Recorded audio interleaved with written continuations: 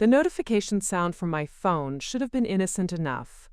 Just another Instagram alert, probably someone liking my coffee photo from that morning. But when I opened it, my entire world shattered in the span of 3 seconds. There, tagged in a story by my own sister Penelope, was a photo of my private diary, the burgundy leather journal I'd been writing in for 5 years, open to a page that contained my most humiliating secret. The caption read, "When your sister thinks she's so perfect, but look what I found, tears of joy, #sisterly love, #secrets revealed."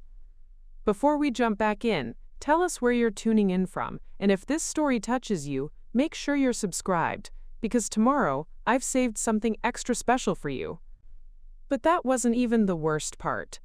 What you're about to hear is how my sister's moment of cruel betrayal led me to discover that she was hiding secrets of her own. Corporate secrets worth millions of dollars at Meridian Tech Solutions, where she worked as a senior analyst. And by the time I was finished, her little diary prank had cost her everything: her job, her reputation, and her freedom. Because sometimes, when family decides to destroy your life for entertainment, the only response is to show them what real destruction looks like. I'm Valentina Rodriguez, and this is the story of how a stolen diary became the key that unlocked the biggest corporate scandal in Riverside County history. Let me take you back to that Tuesday evening in October when everything began.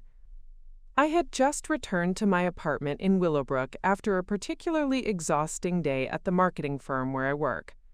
You know those days when everything goes wrong? My presentation had glitched, I'd spilled coffee on my only clean blouse, and my boss had constructively criticized my latest campaign proposal in front of the entire team.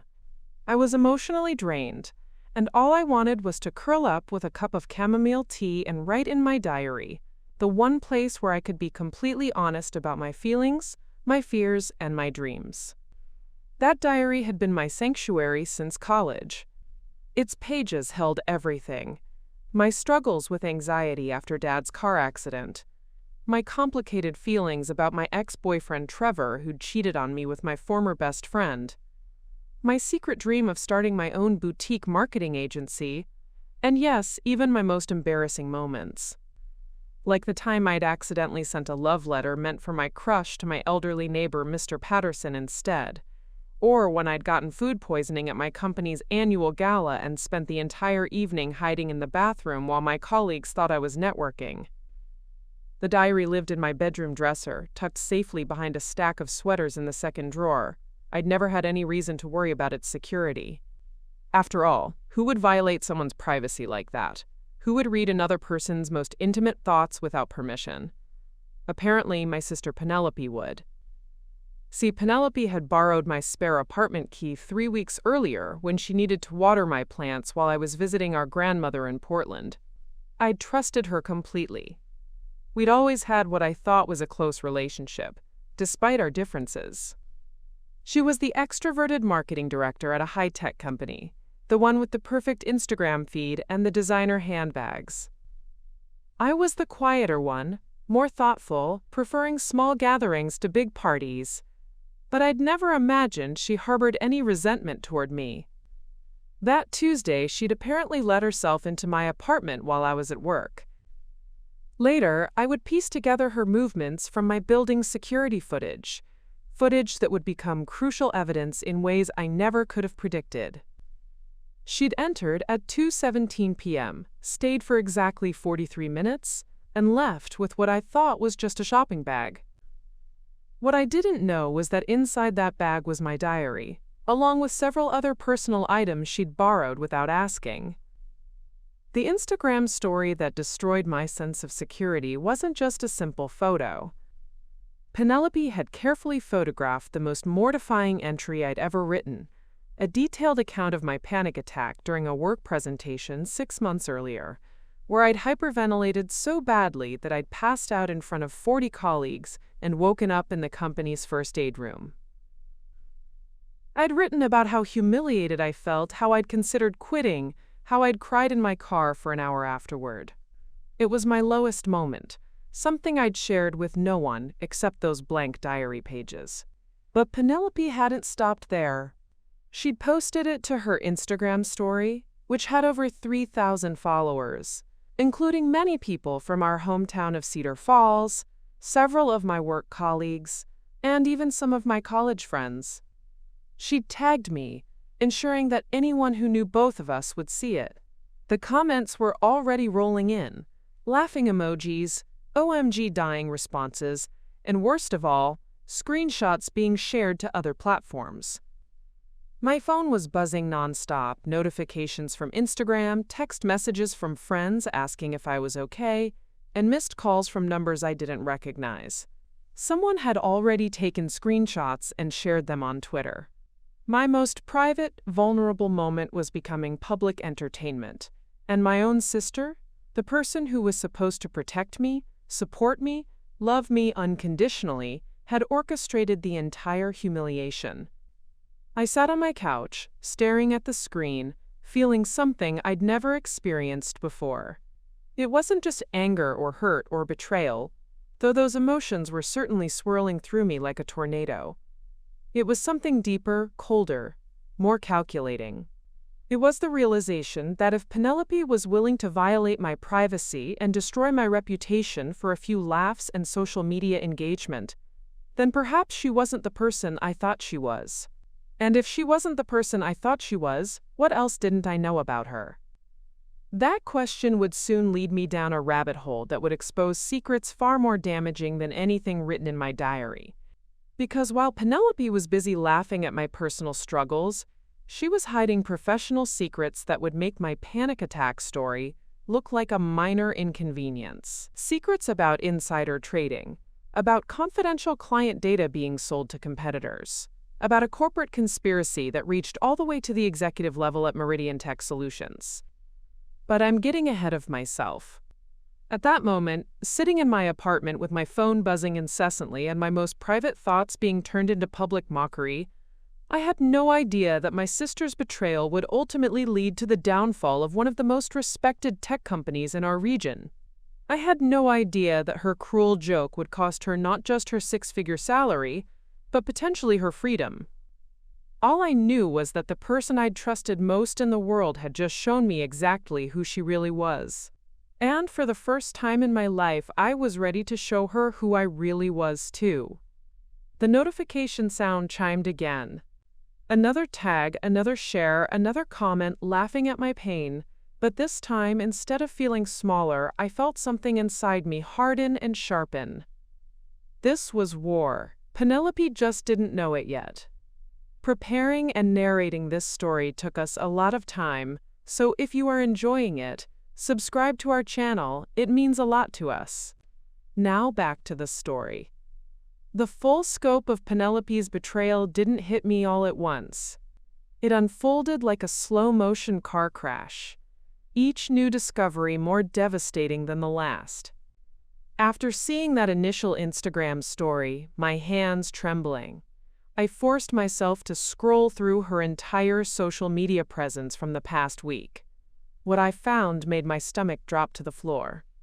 She hadn't just stolen and shared one diary entry, she had been systematically violating my privacy for days.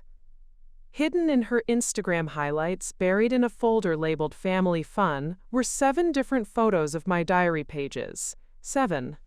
Each one carefully selected for maximum humiliation potential. There was the entry about my mortifying first date with Andrew, where I'd gotten so nervous I'd accidentally called him by my ex's name 3 times. Another showed my detailed confession about crying during the movie The Notebook, not just tearing up but full-on sobbing so hard that other moviegoers had asked if I was okay. But the worst one, the one that made me physically nauseous, was a photo of the page where I'd written about my deepest insecurity, how I sometimes felt like I was living in Penelope's shadow, how our parents had always seemed prouder of her achievements, how I wondered if I'd ever be good enough to deserve the same level of attention and love. She had not only read my most vulnerable confession about feeling inadequate compared to her, but she had decided it was entertaining enough to share with thousands of strangers. The comments under each photo were like daggers. Her work colleagues from Meridian Tech had liked and commented, writing things like, "Your sister is hilarious," and "OMG, this is why I don't keep a diary, tears of joy." People I'd gone to high school with in Cedar Falls were sharing the posts to their own stories, adding commentary like, "Remember when Valentina thought she was so mature and put together?" My phone buzzed with a text from my coworker Jessica. "Hey, are you okay? Someone sent me some weird posts about you." Another message from my college roommate Riley. "Val, what's happening? Why are your personal thoughts all over Instagram?" The most devastating text came from my ex-boyfriend Trevor, the same Trevor who'd cheated on me, whose betrayal I'd processed painfully in those diary pages. Saw the posts. "Didn't know you were still that hung up on me. Maybe we should talk, winking face." My hands were shaking so violently I could barely hold my phone. Penelope hadn't just invaded my privacy, she had weaponized my deepest vulnerabilities and turned them into public entertainment.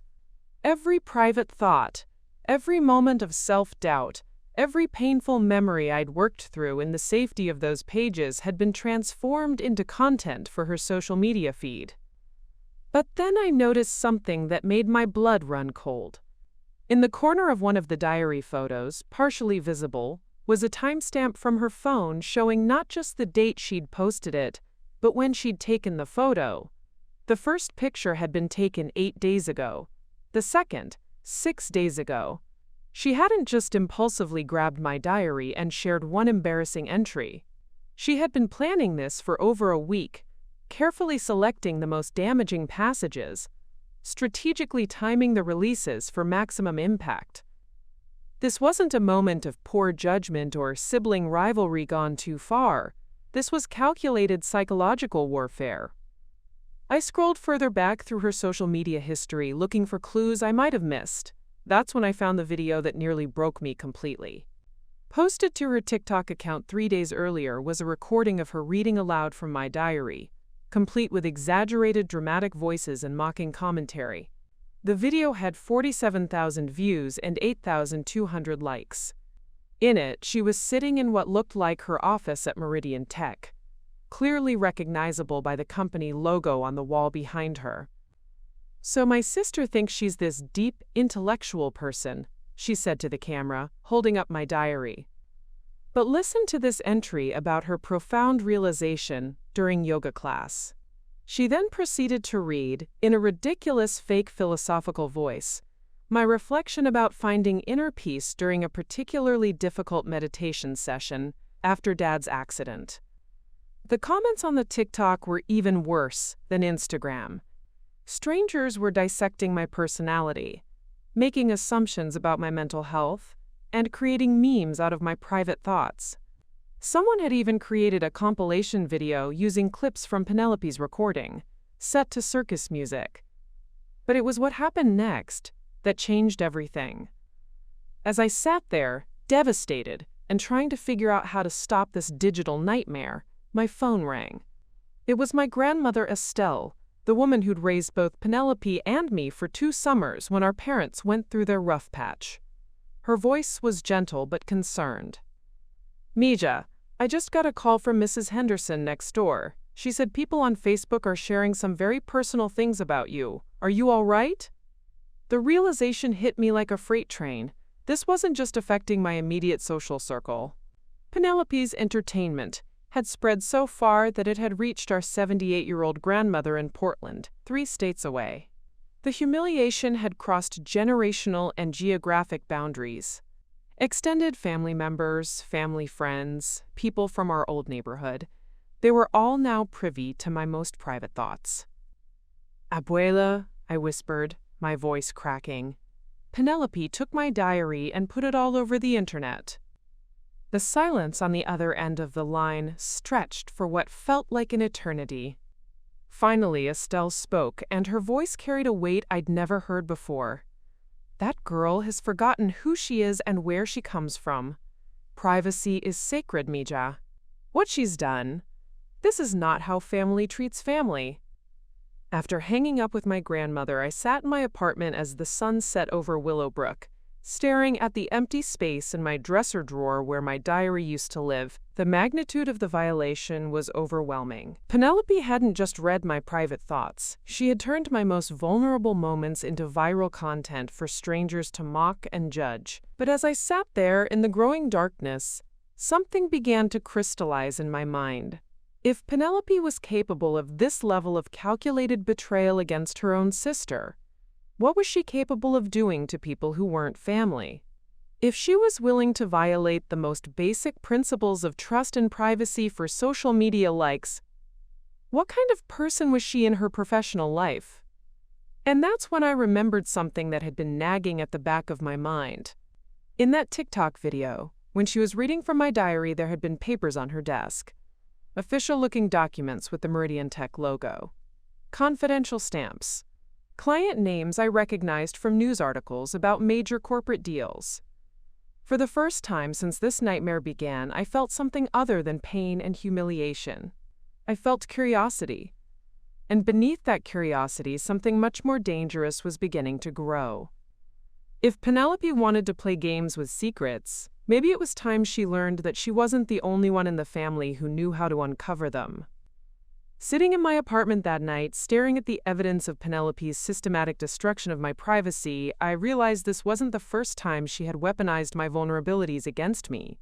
The diary incident was just the latest, most sophisticated version of a pattern that had been building for years. I had just been too trusting, too hopeful to see it clearly. The memories came flooding back like a dam bursting, each one now recontextualized through this new lens of understanding. How had I missed the signs? How had I spent 26 years believing that Penelope's cruelty was just normal sibling rivalry, that her calculated attacks on my self-esteem were just her way of showing affection? It started in high school, back in Cedar Falls. I was 15, Penelope was 17, and I had finally worked up the courage to audition for the school's spring musical. Theater had always been my secret passion, not performing, necessarily, but being part of creating something beautiful. I'd spent weeks preparing for the audition, practicing my monologue from Our Town until I could recite it in my sleep. I was nervous but excited, dreaming of maybe getting a small role in the ensemble, of finally finding my place in something that mattered to me. The night before auditions, I made the mistake of practicing in our shared bedroom while Penelope was getting ready for a date.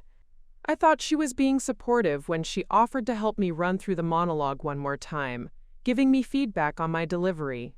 She listened intently, nodding at all the right moments, suggesting I emphasize certain words, encouraging me to put more emotion into the delivery.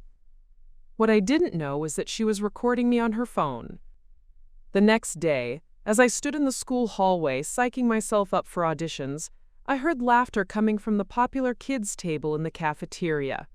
There, projected on someone's laptop screen for everyone to see, was my practice session from the night before. But it wasn't the full, serious run-through. Penelope had edited together all my mistakes. The moments where I'd stumbled over words, where I'd gotten too emotional and my voice had cracked, where I'd been experimenting with different gestures and looked awkward and uncertain.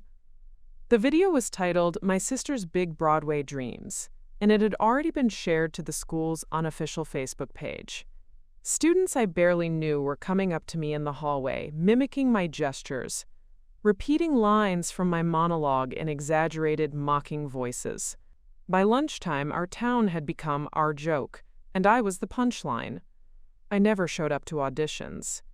Instead, I spent the afternoon hiding in the library, trying to understand how my own sister could orchestrate such a public humiliation. When I confronted her that evening, she shrugged and said, "I was just trying to help you practice for performing in front of people. Consider it a favor. Now you know what it feels like to have an audience." But that wasn't the end of the pattern. It was just the beginning. In college, during my sophomore year at Northwestern University, I finally started dating someone I really cared about. His name was Oliver, and he was a journalism major with kind eyes and a passion for environmental activism. We'd been together for 3 months, and I was completely smitten. When Penelope came to visit for the university's family weekend, I was excited to introduce her to this person who had become so important to me. Oliver was nervous about meeting my sister. I'd built her up as this successful, confident person, and he wanted to make a good impression. The three of us went to dinner at a nice restaurant near campus, and everything seemed to be going well. Penelope was charming, funny, asking Oliver thoughtful questions about his studies and his environmental work. I felt proud watching them interact, grateful that the two most important people in my life were getting along so well. A week after Penelope's visit, Oliver became distant. He stopped texting as frequently, declined invitations to study together, seemed uncomfortable whenever we were alone. When I finally confronted him about the change in his behavior, he looked genuinely conflicted. "Valentina," he said carefully, "your sister told me some things during her visit. About your family situation, about some struggles you've had with mental health, that you hadn't mentioned to me. She said she was worried about you, that you sometimes have episodes where you become intense, obsessive. She showed me some concerning text messages you'd sent her." My blood ran cold. "What text messages?" He pulled out his phone and showed me screenshots that Penelope had sent to him. They were messages that appeared to be from me, but the tone was completely different from how I normally communicated. Desperate, clingy, rambling messages about how much I needed Oliver, how I couldn't survive without him, how I'd been thinking about hurting myself if he ever left me. The messages were time-stamped from times when I had been in class or sleeping, times when I definitively had not sent any texts at all. "She said you've been struggling since your father's accident," Oliver continued, his voice gentle but firm. "That you sometimes create fake emergencies or emotional crises to get attention. She was just looking out for both of us by giving me a heads up about what to watch for." The sophistication of Penelope's manipulation was breathtaking. She had created fake evidence of mental instability, presented herself as the concerned sister just trying to protect everyone involved, and destroyed my relationship in a way that made me look like the unstable one. When I tried to explain that the messages were fabricated, that she had somehow spoofed my number or created fake screenshots, I sounded exactly like the unhinged person she had painted me to be. Oliver and I broke up 2 weeks later. Even after I showed him proof that the messages hadn't come from my phone, the seed of doubt had been planted too deeply. The trust was broken, not just between us, but in his perception of my fundamental stability and honesty. And Penelope. When I confronted her about the fake messages, she looked at me with wide, innocent eyes and said, "I'm worried about you, Val. Making accusations like this, getting so paranoid about family trying to help you. Maybe you should talk to someone professional about these feelings." The gaslighting was so complete, so expertly executed, that for a moment I actually wondered if I was losing my mind. The pattern continued through my early 20s. When I got my first job at a small marketing firm in Chicago, Penelope somehow obtained my work email address and sent my supervisor a concerned message about my history of anxiety attacks and, quote, tendency to become overwhelmed under pressure. She framed it as sisterly concern, suggesting that they keep an eye on me during stressful projects. The result was that I was excluded from major campaigns and high-pressure assignments. My career advancement stunted before it had even begun. When I started seeing a therapist to work through some of the trust issues and self-doubt that had been building over the years, Penelope managed to find out which practice I was attending. She called pretending to be me, claiming there was a family emergency, and convinced the receptionist to confirm my appointment times. Then she would coincidentally call or text during those exact hours, creating emergencies that required my immediate attention, forcing me to cancel sessions and eventually give up on therapy altogether.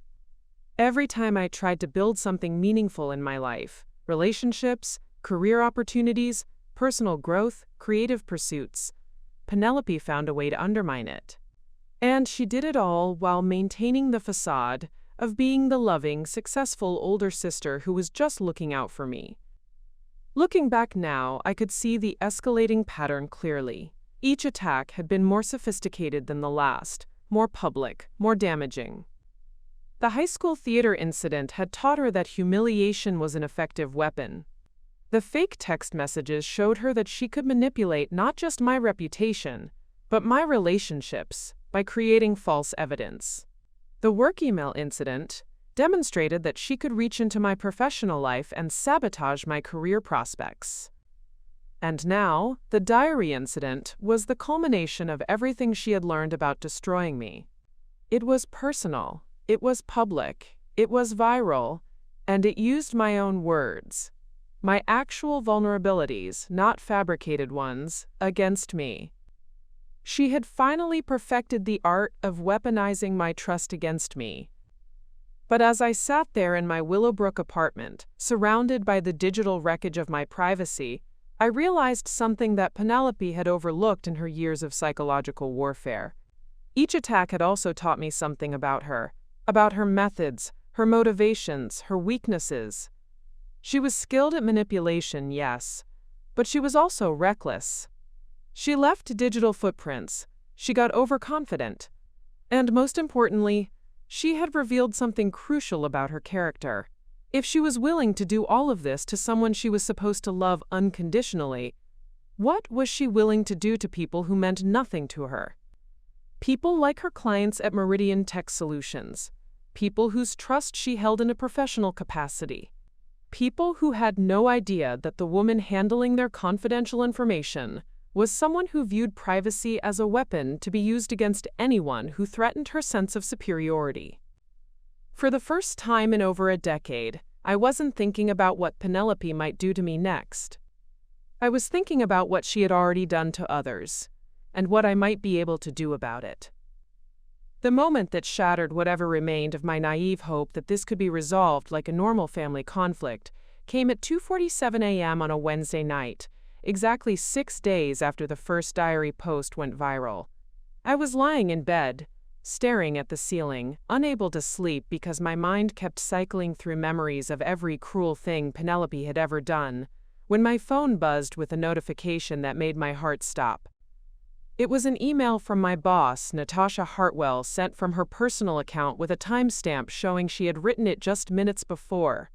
The subject line read, "We need to talk, urgent." My hands were trembling as I opened the message. What I read there didn't just break my heart, it shattered my understanding of how far Penelope was willing to go to destroy me. Valentina, I'm writing this from home because I don't want to have this conversation over company email. I received some concerning information today about your mental health and professional stability that I feel we need to address immediately. Please come to my office first thing Thursday morning. We'll discuss your status with the Morrison campaign and whether you're currently fit to handle client-facing responsibilities. I want to help you, but I need to understand what's really going on, Natasha. I read the email 17 times, my panic growing with each pass. The Morrison campaign was the biggest project of my career, a complete rebranding for a chain of boutique hotels that could make or break my reputation in the industry. I had been working on it for 3 months, putting in 60-hour weeks, sacrificing my social life and sleep to create something extraordinary. The presentation was scheduled for Friday, just 2 days away, and it was supposed to be my moment to prove that I belonged among the top marketers in the firm. But somehow, someone had contacted my boss with concerning information about my mental health. And given the pattern of the past week, I didn't need to guess who that someone was. I spent the next 4 hours unable to sleep, pacing my apartment like a caged animal, trying to figure out what Penelope had done this time. The diary posts were humiliating, but they were on social media platforms that my professional contacts might not even see. This was different. This was a direct attack on my livelihood, my career, my ability to support myself. At 6:30 a.m., I was sitting in my car outside Hartwell and Associates, waiting for the building to open, when my phone rang.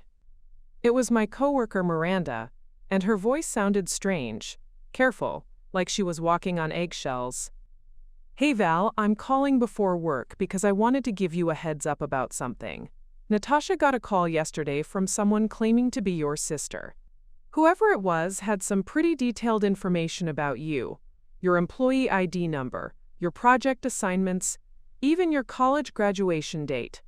They said they were calling out of concern because you've been posting some really erratic content online and they were worried about your stability. My stomach dropped. What kind of erratic content? According to what this person told Natasha, you've been sharing deeply personal, inappropriate information on social media platforms, including private thoughts about work stress and colleagues. They said you'd been having what they called public emotional breakdowns online, and that your family was concerned about your judgment and professional boundaries. The brilliance of Penelope's strategy was becoming clear. She had taken my diary entries, my private processing of workplace stress and anxiety, and reframed them as evidence of professional instability. To someone who hadn't seen the posts in context, who didn't understand that these were stolen private thoughts rather than public oversharing, it would look exactly like what she was claiming: erratic behavior from someone who couldn't handle professional pressure. "Miranda," I said, my voice barely steady, "did this person send any evidence, screenshots or links?" That's the thing that made it seem credible to Natasha. They didn't just make vague claims. They had specific screenshots, time-stamped posts, detailed examples, and they presented it all as a concerned family member, trying to prevent you from damaging your career further. I closed my eyes, feeling the last piece of my professional security crumble. Penelope hadn't just stolen my diary for social media entertainment. She had been building a dossier, collecting evidence to use against me in the most damaging way possible. Every post she had made, every humiliating entry she had shared, had been ammunition for this larger attack on my career. "There's something else," Miranda continued hesitantly. "The person who called also mentioned that you've had previous episodes of instability that affected your work performance at other jobs. They specifically mentioned the Chicago firm and some incident with missed deadlines due to anxiety attacks." That was the detail that confirmed beyond any doubt that this was Penelope's work. The Chicago incident she was referencing had never been public knowledge. It was something I had confided to her during a particularly low period 2 years ago, when I was struggling with the aftermath of Dad's accident and had indeed missed some important deadlines because I was having panic attacks. It was a vulnerable conversation we'd had over wine in her apartment, where I had trusted her with my struggles because I thought she genuinely cared about helping me through a difficult time. She had filed that confession away like evidence in a case she was building against me. Standing in that parking garage at 7 a.m., clutching my phone with shaking hands, I felt something inside me fundamentally change. It wasn't just anger or hurt anymore. Those emotions felt too small, too human for what was happening to me. It was something colder, more clinical. It was the recognition that I was dealing with someone who viewed my pain as entertainment, and my trust as a weapon to be used against me. The meeting with Natasha was exactly as devastating as I had anticipated.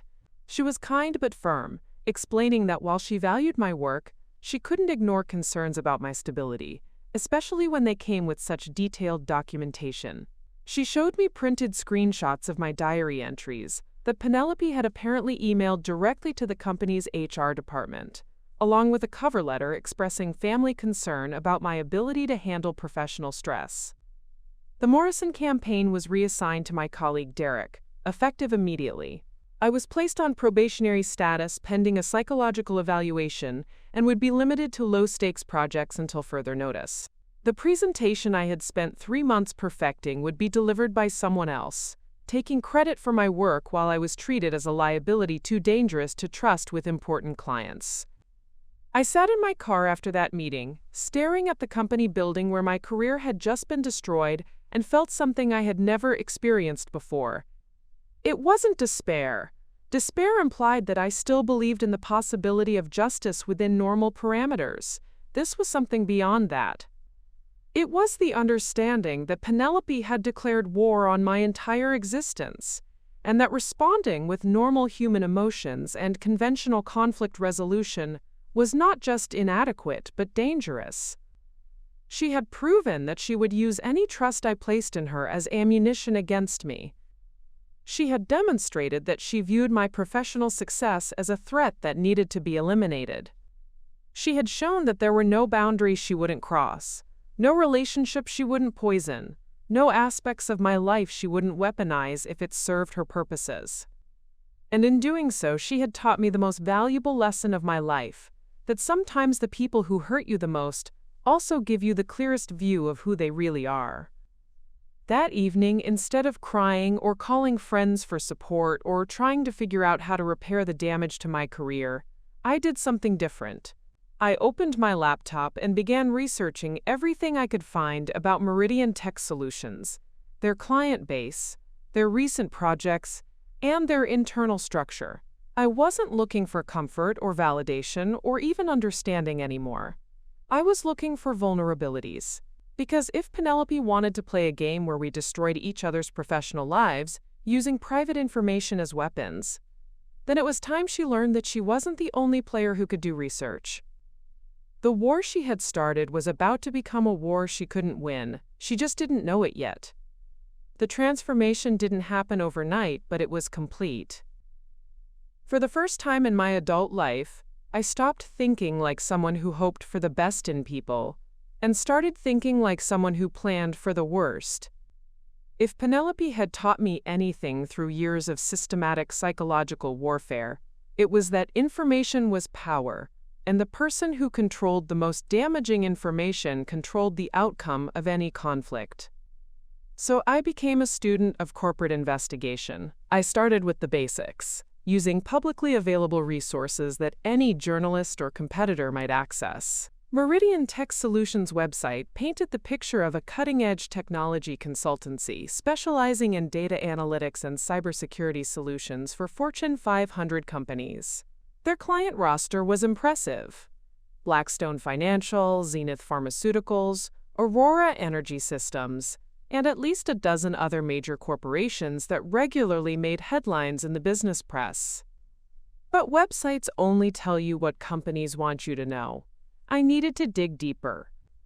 I spent my first week of probationary status at work using my downtime to research everything I could find about Meridian Tech through professional databases, SEC filings, and industry publications. What I discovered was a company that had grown aggressively over the past 3 years, expanding from a small regional consultancy to a major player in the corporate data analytics space. That kind of rapid growth in the tech consulting world typically meant one of two things. Either they had developed revolutionary proprietary technology, or they had found ways to access information that their competitors couldn't. Given that their publicly available technical innovations seemed fairly standard, I started to suspect it might be the latter. The breakthrough came when I found an article in a trade publication called Data Privacy Weekly from 6 months earlier. The headline read, "Meridian Tech Solutions under investigation for potential client data sharing violations." The article was brief and carefully worded, the kind of piece that gets published when lawyers have reviewed every sentence to avoid defamation claims. But it mentioned that 2 former clients had raised concerns about confidential information allegedly appearing in competitors' strategic planning documents. The investigation had apparently been dropped when both clients declined to pursue formal complaints. But the article included a telling quote from an anonymous industry source. When a consulting firm consistently delivers insights that seem too precise, too specific to client vulnerabilities, smart companies start asking where that information is really coming from. I felt something electric run through my chest as I read that. If Meridian Tech was suspected of sharing client secrets with competitors, and if Penelope worked there as a senior analyst with access to confidential information, then she was potentially involved in corporate espionage on a massive scale. The woman who had violated my privacy without a second thought was likely violating the privacy of million-dollar corporations as a matter of professional routine. But suspicion wasn't evidence, and accusations weren't proof. I needed to find concrete information about what was actually happening inside Meridian Tech, and that meant I needed to get creative about my research methods. That's when I remembered something from my marketing background that proved invaluable: social media listening and digital footprint analysis. Companies could scrub their official communications and control their public messaging, but employees inevitably left traces of their real activities across social platforms, professional networks, and public databases. I created a systematic approach to mapping Meridian Tech's digital ecosystem. Using advanced LinkedIn searches, I identified every current and former employee I could find, cross-referencing their profiles with their social media presence, professional publications, and any public speaking engagements or conference presentations they had given. What I found was a pattern that made my pulse quicken. Several former Meridian Tech employees had left the company and immediately joined competitors, but their departure dates didn't align with typical career advancement timelines. Instead, they seemed to leave abruptly, often without new positions lined up, suggesting they might have been fired or pressured to resign. More interestingly, several of these former employees had subsequently posted vague warnings on professional forums about, quote, ethical concerns in the data consulting industry, and advising colleagues to be careful about client confidentiality when working with certain firms. One former employee, a data analyst named Kevin Presco, had been particularly active in posting about corporate ethics after leaving Meridian Tech. His LinkedIn updates from the past 8 months read like a man working through professional trauma. Posts about the importance of whistleblower protections and when loyalty to your employer conflicts with loyalty to your profession. And what to do when you discover your company is doing things that could ruin clients' businesses. I spent an entire evening reading through Kevin's digital footprint, and what I found convinced me that my suspicions about Meridian Tech were not only correct, but potentially much worse than I had imagined. In a comment thread on a professional ethics forum, Kevin had written, "Sometimes you don't realize you're part of something unethical until you see the scope of it. When you discover that confidential client data is being systematically copied, organized, and sold to the highest bidder, staying silent becomes complicity." The comment had been posted 3 months ago, exactly 2 months after Kevin had left Meridian Tech.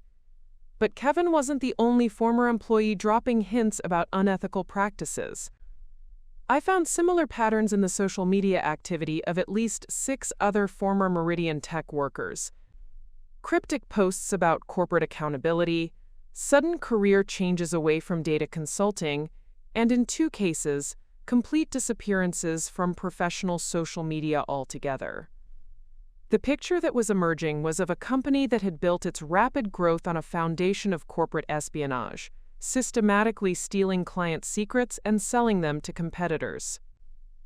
And if that was true, then every person working there was either complicit in the scheme or a potential victim of it. Which raised the question, which category did Penelope fall into? To answer that, I needed to understand her specific role at Meridian Tech and her access level to sensitive information. Her LinkedIn profile listed her as a, quote, senior strategic analyst responsible for, quote, competitive intelligence gathering and market positioning analysis for Fortune 500 clients. In corporate espionage terms, that was essentially a job description for an information broker. But I needed more than job titles and vague descriptions. I needed evidence of what she was actually doing with the access she had. That's when I remembered something from the TikTok video she had posted while reading my diary. In the background of that recording, behind her desk at what was clearly her Meridian Tech office, there had been documents visible. At the time, I had been too devastated by the violation of my privacy to pay attention to the details of her workspace. But now, with a strategic mindset instead of a victim's perspective, those documents represented potential evidence. I downloaded the TikTok video and spent hours analyzing every frame, adjusting brightness and contrast to make the background documents as clear as possible. What I could make out was limited but intriguing: letterhead from at least 3 different major corporations, charts that appeared to show financial data, and what looked like organizational charts with names and titles highlighted in different colors. But the most interesting detail was something I almost missed: a cork board on the wall behind Penelope's desk that appeared to have photographs pinned to it. Not office photos or motivational posters, but what looked like surveillance-style images of people in business attire, taken from a distance. Corporate executives, maybe? Or key personnel from client companies. I stared at that frozen video frame for a long time, feeling pieces of a much larger puzzle beginning to click into place. If Meridian Tech was running corporate espionage operations, and if Penelope was involved in competitive intelligence gathering, then that corkboard might represent targets for information gathering or blackmail. And if that was true, then the woman who had spent years destroying my life for entertainment was potentially destroying other people's lives for profit. For the first time since this nightmare had begun, I felt something approaching excitement. Not happiness. What Penelope had done to me was unforgivable, and the damage might be irreparable. But excitement about the possibility that her arrogance and carelessness might finally be the weapons that brought her down. She had underestimated me for years, viewing me as a victim too weak and trusting to fight back effectively. But she had also underestimated her own vulnerabilities. In her rush to humiliate me, she had inadvertently created evidence of her involvement in what appeared to be systematic corporate fraud. The student was about to become the teacher, and the first lesson was going to be about consequences. The breakthrough that changed everything came from an unexpected source: my own professional network. 3 weeks into my research on Meridian Tech Solutions, I was having coffee with my former Northwestern roommate Jasmine Chen, who now worked as a compliance officer at Blackstone Financial, one of Meridian Tech's major clients that I had identified in my initial research. I hadn't planned to discuss my investigation with anyone, but Jasmine looked exhausted and stressed in a way that reminded me of my own recent struggles. When she mentioned that work had been absolutely insane lately due to some security concerns, something in her tone made me pay closer attention. Security concerns? I asked, trying to keep my voice casual while my heart rate spiked. Jasmine glanced around the coffee shop nervously before leaning closer. I probably shouldn't be talking about this, but it's been eating at me for weeks. We've been dealing with some really strange incidents at Blackstone. Confidential information showing up in places it shouldn't be. Competitors seeming to know things about our internal strategies that should be impossible for them to access. I felt that familiar electric sensation as pieces of the puzzle began clicking together. What kind of information? Client acquisition strategies, merger discussions that were supposed to be top secret, even personal information about our executives that we use for security protocols. It's like someone has been systematically copying our most sensitive data and distributing it. She rubbed her temples. The worst part is that we can't figure out how it's happening. All our internal security audits come back clean. No unauthorized access, no data breaches, no compromised accounts. I took a careful sip of my coffee, trying to process what Jasmine was telling me while maintaining the appearance of casual conversation. That must be incredibly frustrating. Have you considered that it might be coming from one of your external vendors or consultants? That's exactly what I've been thinking, but management doesn't want to hear it. We work with dozens of outside firms, and questioning their security practices or suggesting they might be compromised. She shook her head. It could destroy relationships that took years to build. Plus, most of these companies have sterling reputations. Like Meridian Tech Solutions, they handle a lot of our competitive analysis and market research. Their security credentials are impeccable. The name hit me like a physical blow, but I forced myself to remain calm. Meridian Tech? I think I've heard of them. What kind of work do they do for Blackstone? They have access to pretty much everything, Jasmine said, and I could hear the growing suspicion in her voice as she spoke. Client databases, strategic planning documents, executive communications, financial projections. We brought them in last year to help with competitive intelligence, and their insights have been incredibly accurate. Almost too accurate, if you know what I mean. I knew exactly what she meant, and it confirmed everything I had suspected about Meridian Tech's methods. But what Jasmine told me next was the breakthrough I had been hoping for. Actually, there's something specific that's been bothering me. Last month, we had a consultant from Meridian Tech working on-site for a week, conducting interviews with our executives about strategic vulnerabilities and competitive threats. Really in-depth stuff. The kind of information that could be devastating if it fell into the wrong hands. Do you remember who the consultant was? I'll never forget her, because she was so inappropriately curious about everything. Penelope Morrison. She kept asking questions that went way beyond the scope of her project, wanting access to personnel files, asking about executives' personal schedules and security protocols, even requesting information about our clients' internal structures. My hand tightened around my coffee cup so hard I was surprised it didn't shatter. Penelope Morrison. She had been using our mother's maiden name professionally, probably to create distance between her corporate identity and any potential personal complications. But it was definitely her. The thing that really bothered me, Jasmine continued, was that she seemed more interested in collecting information than analyzing it. She would ask detailed questions, take extensive notes, even photograph documents when she thought no one was looking. And when I tried to discuss the analytical framework she was supposed to be implementing, she seemed unprepared. Like the analysis wasn't actually the point of her being there. I felt my pulse racing as the full scope of what Jasmine was describing became clear. Penelope hadn't been conducting legitimate consulting work at Blackstone Financial. She had been running an intelligence-gathering operation, systematically collecting sensitive information under the guise of competitive analysis. Jasmine, I said carefully, have you reported these concerns to anyone at Blackstone?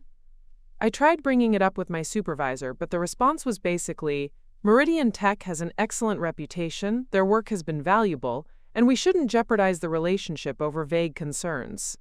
But it's not vague anymore. Last week, information that Penelope specifically asked about during her visit, details about our upcoming merger with Peterson Industries, showed up in a competitor's strategic proposal. Word for word, some of it. This was it. This was the concrete evidence I needed to prove that Meridian Tech, and Penelope specifically, were engaged in systematic corporate espionage. But I also realized that Jasmine and Blackstone Financial weren't just potential sources of evidence. They were victims who deserved to know what was being done to them. Jasmine, what if I told you that I might have information that could help you figure out what's really happening with these security breaches? She looked at me sharply. What kind of information? I made a decision that felt both terrifying and liberating. The consultant you mentioned, Penelope Morrison, she's my sister. And I have reason to believe that what happened at Blackstone wasn't an isolated incident. Over the next hour, I told Jasmine everything. About the diary incident, about Penelope's pattern of violating privacy and weaponizing confidential information, about my research into Meridian Tech's suspicious business practices. I showed her the screenshots I had captured from the TikTok video, pointing out the corporate documents visible in the background, and the surveillance-style photographs on the corkboard. Jasmine listened with growing alarm, occasionally asking clarifying questions, but mostly just absorbing the implications of what I was telling her. When I finished, she sat in silence for several minutes, staring at her coffee cup. Val, she finally said, if what you're telling me is true, then Blackstone Financial isn't the only victim here. Meridian Tech has been positioning themselves as cybersecurity consultants, which means they have access to sensitive information from dozens of major corporations. If they're systematically stealing and selling that information, it's not just corporate espionage, I finished her thought.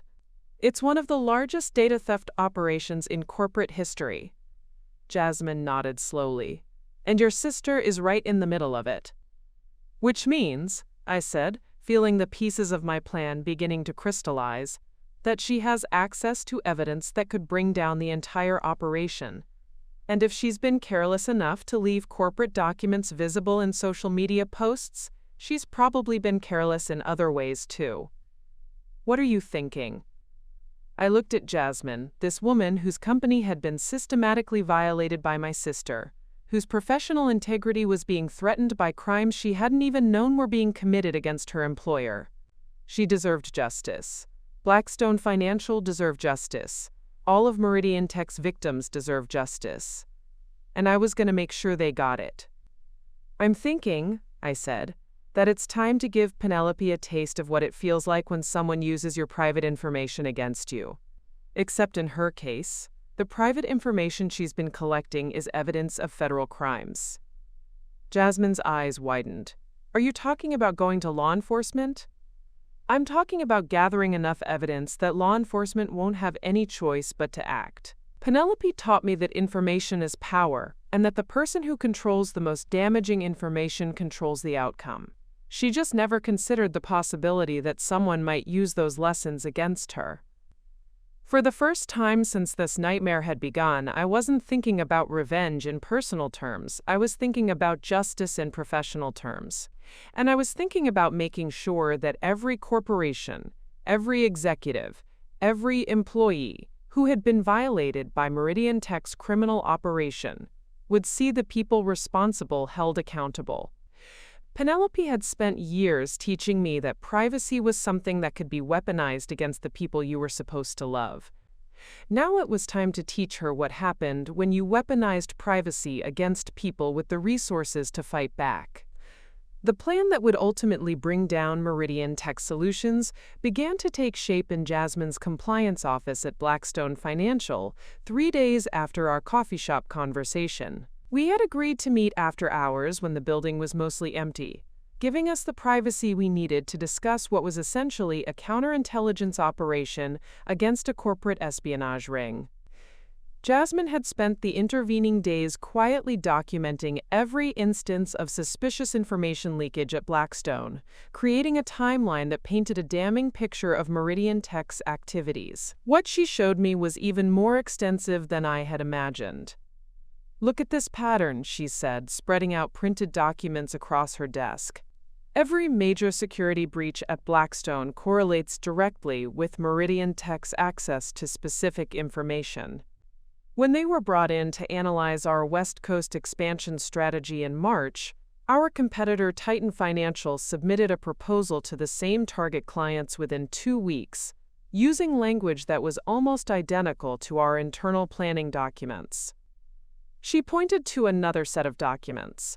In April, Meridian Tech requested access to our executive compensation structure for competitive benchmarking analysis. 3 weeks later, our top salesperson was approached by a headhunting firm representing a competitor, and they knew details about his bonus structure and performance metrics that should have been completely confidential. But the most damning evidence was yet to come. Jasmine pulled out a folder marked Confidential, Board Communications Only, and opened it to reveal email printouts that made my blood run cold. This is correspondence between our CEO and the board of directors about potential acquisition targets, she explained. Meridian Tech never had official access to these communications, but somehow they requested additional information about 2 of the companies mentioned in these emails.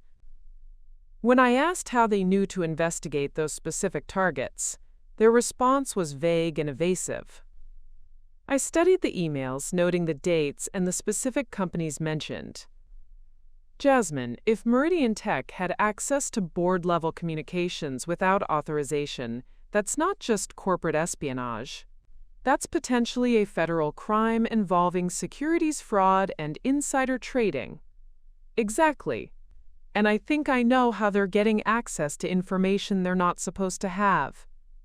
She pulled out another document. This one, an internal IT security report. We've been tracking some unusual network activity that our cybersecurity team initially dismissed as routine system maintenance. But when I mapped the timing of these network anomalies against Meridian Tech's project schedule, there's a perfect correlation. The picture she was painting was of a sophisticated operation that went far beyond simple consultant overreach. Meridian Tech appeared to be using their legitimate access to plant monitoring software or backdoors, that allowed them to continue extracting information long after their official projects ended. The question, Jasmine said, is how do we prove it in a way that will hold up in court and protect Blackstone from any legal liability for working with them in the first place? That's when I outlined the plan that had been forming in my mind since our first conversation. It was audacious, risky, and required a level of deception that I never would have considered before Penelope had taught me the value of strategic manipulation. We're going to create a controlled information environment, I explained. Blackstone is going to engage Meridian Tech for a new project, something that appears valuable enough to justify their best analysts, including Penelope. But every piece of information they'll have access to will be carefully crafted to serve our purposes. I spread out my own notes showing Jasmine the framework I had developed. We'll create fake strategic documents that contain specific, traceable information. Financial projections with unique numerical patterns. Market analysis with deliberately distinctive language. Strategic plans that reference non-existent companies and fictitious business relationships. Information that would be valuable to competitors but is actually completely fabricated. And then we track where that fabricated information shows up, Jasmine said, understanding immediately. If our fake data appears in competitor proposals or market reports from other companies, we'll have proof that Meridian Tech is stealing and redistributing confidential information.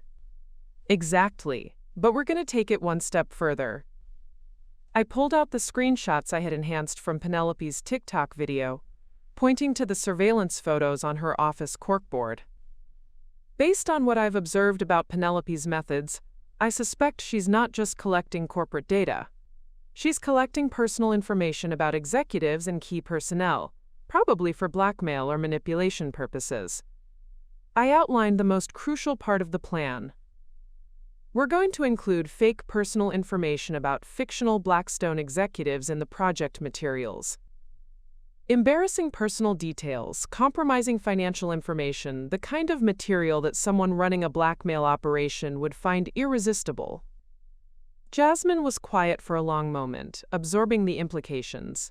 You're talking about creating a honey trap, using fake scandal material to get them to reveal their blackmail operation. I'm talking about using their own methods against them. Penelope taught me that people reveal their true nature when they think they have power over you. If we can get her to attempt blackmail using our fabricated information, we'll have evidence of criminal intent that goes far beyond corporate espionage. But there was another layer to the plan that I hadn't fully explained yet. While we were setting up Meridian Tech for exposure, I was also going to be gathering intelligence on their internal operations through a source they would never suspect: their own social media carelessness. I had spent weeks analyzing the digital footprints of Meridian Tech employees, and I had discovered that several of them, including Penelope, regularly posted photos from their office environment. Team meetings, company parties, casual workspace shots, images that appeared innocent but often contained valuable background information. I'm going to be monitoring their social media activity throughout this operation, I told Jasmine. Every photo they post, every location they check into, every professional update they share. I'm looking for any additional evidence of their criminal activities, and I'm also watching for signs that they're becoming suspicious of our investigation. Jasmine nodded, but I could see concern in her eyes. Val, what you're describing is incredibly dangerous. If they figure out what we're doing before we have enough evidence to protect ourselves, then I'll be in the same position I've been in for the past month, I said, dealing with someone who wants to destroy my life. The difference is that now I understand the scope of what we're really fighting against, and I have an ally who has the resources and authority to make sure the evidence we gather actually leads to consequences. We spent the next 2 hours working out the details of the operation. Jasmine would use her position in compliance to propose a new strategic analysis project that would justify bringing in Meridian Tech. The project would focus on, quote, competitive vulnerability assessment, a legitimate-sounding initiative that would require access to exactly the kind of sensitive information that would test their criminal intentions. I would create the fabricated documents and false information that would serve as our evidence trail, using my marketing background to make the materials convincing enough to fool professional analysts. More importantly, I would be the one monitoring their response to the information and tracking how it was used outside of Blackstone. "There's one more thing," I said as we prepared to leave. "Once we start this operation, there's no going back. If we're right about what Meridian Tech is doing, we're going to be exposing a criminal conspiracy that could involve millions of dollars in stolen information and potentially dozens of victims. The people responsible aren't going to just lose their jobs. They're going to face federal prosecution." Jasmine looked at me steadily. "Are you having second thoughts because one of those people is your sister?" I thought about that question for a long moment, considering everything Penelope had done to me over the years, everything she had done to innocent companies like Blackstone, everything she was probably continuing to do to other victims who didn't even know they were being targeted. "No," I said finally. "If anything, the fact that she's my sister makes this more important, not less. She taught me that family loyalty should never be used to protect people who are hurting others. It's time she learned that lesson herself." As I left Blackstone Financial that night, walking through the empty parking garage toward my car, I felt something I hadn't experienced in weeks: genuine excitement about the future. Not because I was looking forward to destroying Penelope's life, but because I was looking forward to preventing her from destroying anyone else's. The victim was about to become the investigator, the target was about to become the hunter. And the person who had spent years teaching me that information could be weaponized was about to discover what happened when those weapons were turned against her. Phase 1 of the operation would begin in exactly 72 hours. Penelope didn't know it yet, but she was about to walk into the most sophisticated trap of her career. The trap was set on a Monday morning when Jasmine sent the official project request to Meridian Tech Solutions. The proposal was a masterpiece of corporate deception, a competitive intelligence and vulnerability assessment project that would require a senior analyst to spend 2 weeks on-site at Blackstone Financial, with access to strategic planning documents, executive communications, and confidential market research data. Everything about the project was designed to be irresistible to someone running a corporate espionage operation. The timeline was urgent enough to suggest genuine business pressure, the scope was broad enough to justify extensive information access, and the compensation was generous enough to ensure they would assign their best people to the work. Within 6 hours, Meridian Tech had responded with enthusiasm and a staffing proposal that made my heart race. Penelope Morrison would be the lead analyst on the project, supported by 2 junior researchers. She had taken the bait completely. But the real beauty of watching our plan unfold was seeing how quickly Penelope revealed her true methods when she thought she was operating in a target-rich environment with no oversight. Her first day on-site at Blackstone was a revelation in criminal arrogance. Jasmine had set up discreet surveillance in the conference room where Penelope would be working, and what we captured on video was a systematic masterclass in corporate espionage techniques. Within the first hour, Penelope had identified and photographed documents that weren't part of her official project scope. She used a small device that looked like a phone charger to copy data from USB drives when she thought no one was looking.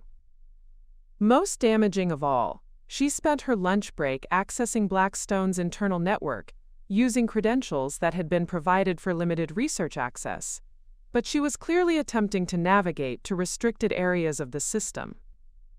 "She's not even being subtle about it," Jasmine observed as we reviewed the morning's surveillance footage. "It's like she's so confident in her methods that she doesn't think anyone would dare to monitor her." But the real breakthrough came on day 3, when Penelope encountered the fabricated personal information we had planted in the fake executive files. We had created a fictional Blackstone vice president named Robert Kellerman, complete with a detailed personal profile that included carefully crafted compromising information, gambling debts, an extramarital affair, and financial irregularities in his previous position at another company. The information was presented as confidential background material for security assessment purposes, buried within legitimate strategic documents in a way that would appear to be an accidental inclusion. Penelope found that information and immediately began photographing it with an intensity that had nothing to do with competitive analysis. "She's not just copying it for intelligence purposes," I observed, watching her behavior on the surveillance feed. "Look at how she's organizing those photos, the way she's creating separate files. She's building a blackmail dossier." Within 24 hours of discovering the fake Kellerman information, Penelope made a move that exceeded even my worst expectations of her criminal behavior. She sent an encrypted email from her personal account to an address we later traced to a known corporate blackmail operation based in Nevada. The email, which Jasmine's cybersecurity team intercepted through carefully placed network monitoring tools, contained Robert Kellerman's fabricated personal information, along with a detailed assessment of how the compromising material could be used to manipulate Blackstone Financial's strategic decisions. "She's not just stealing information," Jasmine said, staring at the intercepted email in disbelief.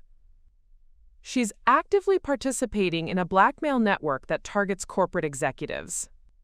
But that wasn't even the most damaging evidence we collected during Penelope's 2 weeks at Blackstone. On day 7 of the operation, she made a phone call from the Blackstone parking garage that our surveillance equipment captured in its entirety. She was speaking to someone she addressed as Camden, and the conversation left no doubt about the scope of Meridian Tech's criminal activities.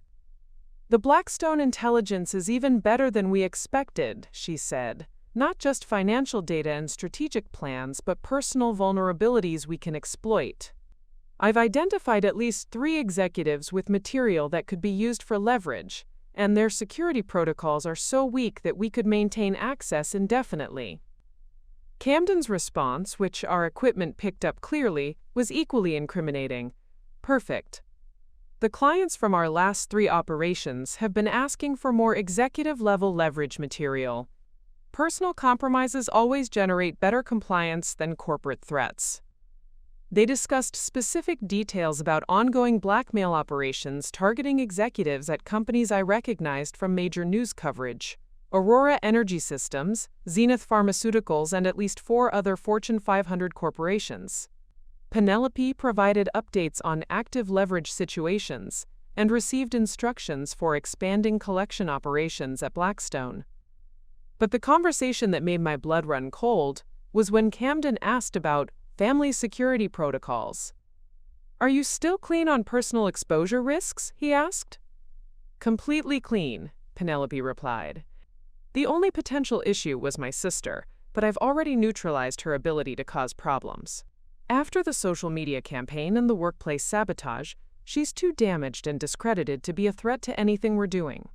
Even if she somehow figured out what we're involved in, no one would believe someone who's been publicly documented as mentally unstable." I sat in Jasmine's office listening to that recording, feeling a mixture of rage and vindication that was almost overwhelming. Penelope hadn't just been casually cruel when she destroyed my privacy and sabotaged my career.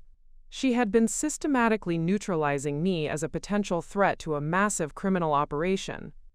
Everything she had done to me, the diary posts, the fake mental health concerns, the professional sabotage, had been calculated to ensure that if I ever discovered her criminal activities, I would be too discredited to be believed by law enforcement or corporate security professionals. "Val," Jasmine said gently, "are you okay?" I was more than okay. I was finally completely vindicated in every suspicion I had developed about Penelope's character and methods, but more importantly, I now had evidence that would destroy not just her career, but the entire criminal network she was part of. "I'm perfect," I said. Because she just confirmed that everything we suspected about Meridian Tech is true, and she did it in a conversation that's admissible in federal court. But the best was yet to come. On day 10 of the operation, our fabricated information began appearing exactly where we had predicted it would. Titan Financial, Blackstone's primary competitor, submitted a proposal to a potential client that included word-for-word language from our fake strategic documents. More specifically, they included references to the fictional companies and non-existent market conditions that we had created specifically to serve as evidence markers. Even more damaging, their proposal included analysis of Blackstone's internal vulnerabilities that referenced our completely fabricated executive profiles, including suggestions that certain Blackstone personnel could be influenced through personal leverage situations. "They're not just stealing corporate information," Jasmine observed as we reviewed Titan Financial's proposal. "They're advertising their ability to blackmail our executives to potential clients." The final piece of evidence came from an unexpected source: Penelope's own social media carelessness. On the Friday of her second week at Blackstone, she posted a celebratory photo on her Instagram story showing her and several colleagues at a restaurant, toasting what she captioned as, quote, "another successful intelligence operation." In the background of the photo, clearly visible on the table, were printouts of Blackstone documents, including our fabricated Kellerman profile. But the detail that made the photo truly incriminating was visible in the reflection on the restaurant window behind their table, a view of the Meridian Tech Solutions building, with its distinctive logo illuminated against the evening sky. The timestamp on the photo showed it was taken at 8:47 p.m. on a Friday, well outside normal business hours, confirming that this was a celebration of criminal activities rather than legitimate consulting work. "She literally documented herself celebrating corporate espionage," I said, staring at the photo in amazement. "She's so confident in her methods that she's creating evidence of her own crimes for social media." As Penelope's 2-week project at Blackstone concluded, Jasmine and I had accumulated more evidence of systematic corporate espionage and blackmail operations than we had dared to hope for. Video surveillance of information theft, recorded conversations detailing ongoing criminal activities, intercepted communications with blackmail networks, and documented instances of stolen information appearing in competitor proposals. But the most satisfying evidence was yet to be revealed, because while Penelope thought she had been running a sophisticated intelligence operation against Blackstone Financial, she had actually been providing a detailed documentation of her own criminal activities to people who were systematically recording everything she did. The hunter had become the hunted, the manipulator had been manipulated, and the person who had spent years teaching me that information could be weaponized was about to discover what happened when those weapons were turned against her, with the full backing of corporate legal resources and federal law enforcement. The trap had worked perfectly. Now it was time to spring it. The confrontation didn't happen the way I had imagined it would. In my fantasies, I had pictured myself showing up at Penelope's office with evidence folders and a triumphant speech about justice and consequences. But the reality was much more calculated, much more devastating, and infinitely more satisfying. It began with a phone call on the Tuesday following her completed project at Blackstone Financial. I was sitting in my apartment, reviewing the final evidence compilation that Jasmine and I had prepared for law enforcement, when my phone rang with Penelope's contact information appearing on the screen. I let it ring 4 times before answering, using those moments to shift into the mindset I had carefully prepared for this conversation. When I finally picked up, my voice was calm, almost pleasant. "Hello, Penelope." "Val!" Her voice was bright with fake enthusiasm, the same tone she had used when calling to gloat about the diary posts. "I've been meaning to check in on you. How are you handling everything with work and, all the social media attention?" The casual cruelty of the question, her pretending to be concerned about problems she had deliberately created, confirmed everything I needed to know about her mindset.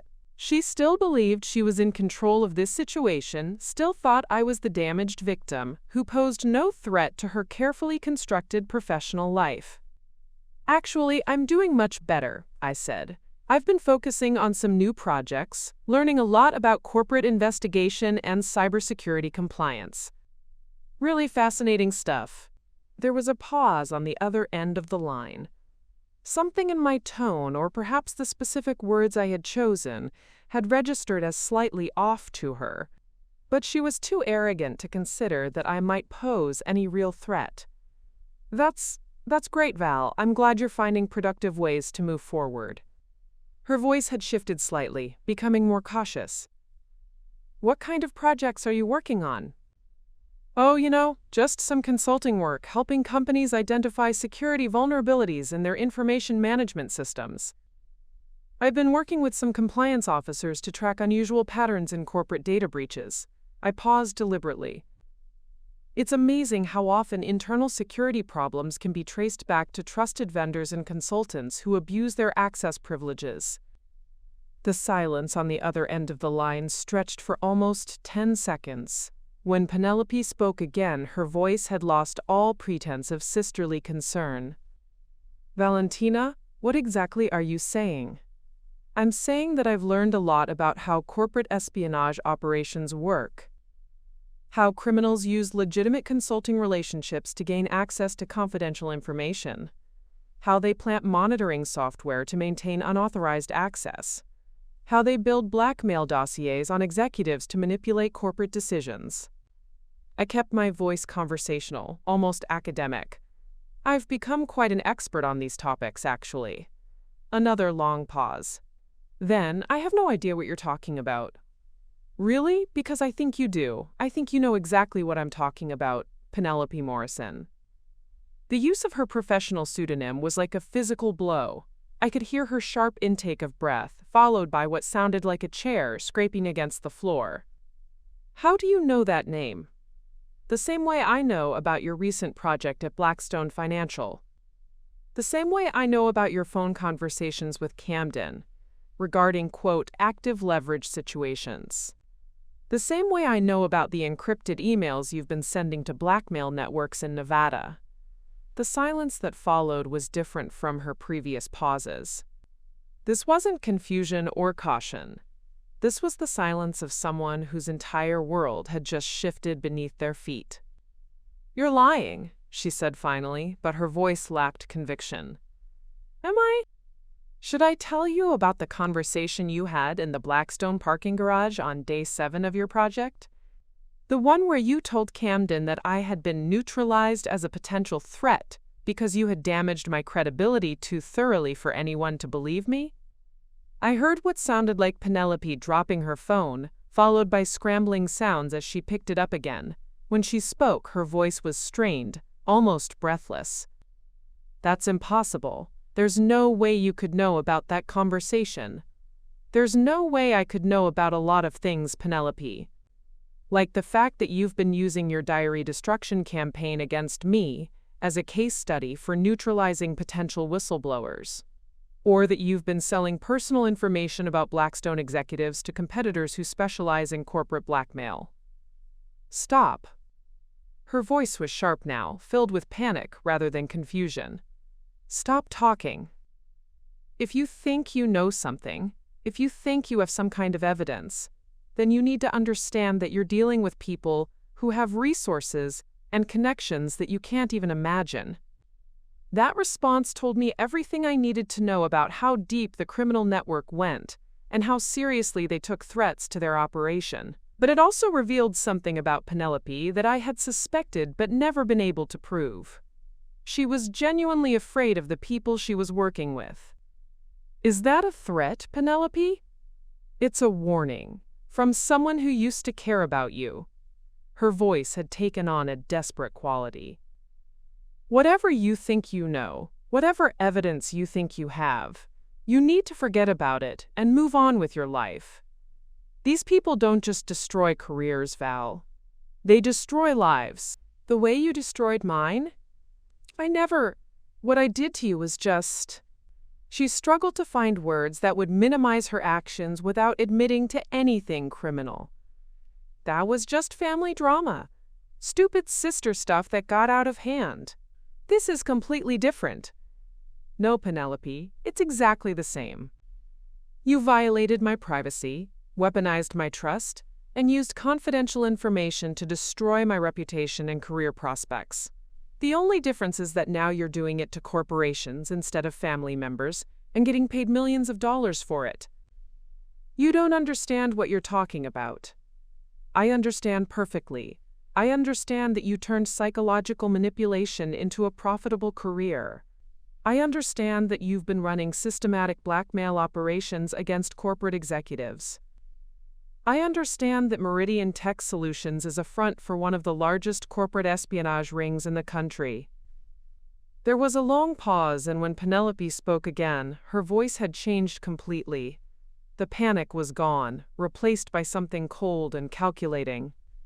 If you really knew all of that, if you really had evidence of the things you're claiming, then you wouldn't be calling me to gloat about it. You'd be calling law enforcement. Who says I haven't? The silence that followed that question lasted so long that I thought she might have hung up. Finally, her voice came back, barely above a whisper. What do you mean? I mean that every conversation you had at Blackstone Financial was recorded. Every document you photographed was part of a controlled information environment designed to test your criminal intentions. Every network access attempt was monitored by cybersecurity professionals. Every piece of fabricated information you stole has been tracked to see where it appeared in competitor proposals. I could hear her breathing becoming rapid and shallow. The Robert Kellerman profile you built a blackmail dossier for, he doesn't exist. The executive vulnerabilities you reported to your blackmail network, they were completely fabricated. The quote, successful intelligence operation you celebrated on social media? It was a federal sting operation, and you documented your own participation in organized crime. That's not possible. It's not only possible, Penelope, it's already done. Federal agents have copies of your surveillance footage, your intercepted communications, and your social media evidence. The FBI has been investigating Meridian Tech Solutions for 3 months, and your performance at Blackstone Financial just provided them with everything they needed to move forward with arrests. The sound that came through the phone was something between a sob and a gasp. Valentina, please, you have to understand, I never meant for things to go this far. The diary thing. That was just, I was angry and jealous and I made a stupid mistake. But this other stuff, the work stuff, I got pulled into it gradually. I didn't realize how serious it was until I was already too deep to get out. The same way I didn't realize how serious your psychological warfare against me was until I was too damaged to defend myself. Please, you're my sister. We can work this out. I can help you understand how the operation works. I can provide information about the other people involved. I can help you bring down the real criminals. I don't need your help, Penelope. I already have everything I need. Then why are you calling me? Why are you telling me all of this instead of just letting the arrests happen? I smiled, even though she couldn't see it. Because you taught me something important about the value of controlling information. You taught me that the person who knows what's coming has power over the person who doesn't. You taught me that sometimes the most devastating weapon isn't surprise, it's the anticipation of consequences. What are you saying?